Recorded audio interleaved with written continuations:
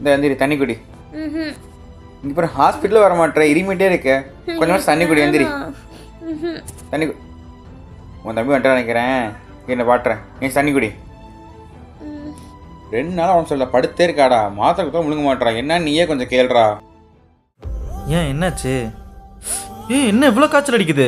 மாமா தான் ஹாஸ்பிட்டல் கூப்பிட்றாருல, போய் ஊசி போட்டு வரலாம்ல. எனக்கு ஊசி எல்லாம் வேணாம். ஏன்டா 2 நாளாக கூப்பிட்டுக்கிட்டு இருக்கேன், அப்போ வராத நீ கூப்பிட்டு உடனே வந்துடுவாளாக்கும். கம்முன்னு இரு மாமா. சரி வா, நான் ஹாஸ்பிட்டல் கூப்பிட்டு போகிறேன். ம். சரி நீ கிளம்பு, நான் வெளியே உட்காந்துருக்கேன். ம்.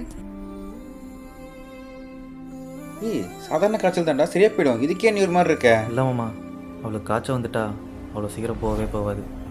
அது மட்டும் இல்லாமல் எனக்கு யார் மாமா இருக்கா? அவளுக்கு எதாவது ஒன்றா என்னால் தாங்கிக்கவே முடியாது மாமா. அதே தான் அவளுக்கும். அதான் மாமா. ஏய் அந்த ஹாஸ்பிட்டல் போகிறோம்ல, அது சரியா போயிடும். ஃப்ரீயாக விடு, சரியா? ரிலாக்ஸ். நான் ரெடி ஆயிட்டேன், போலாம். ம்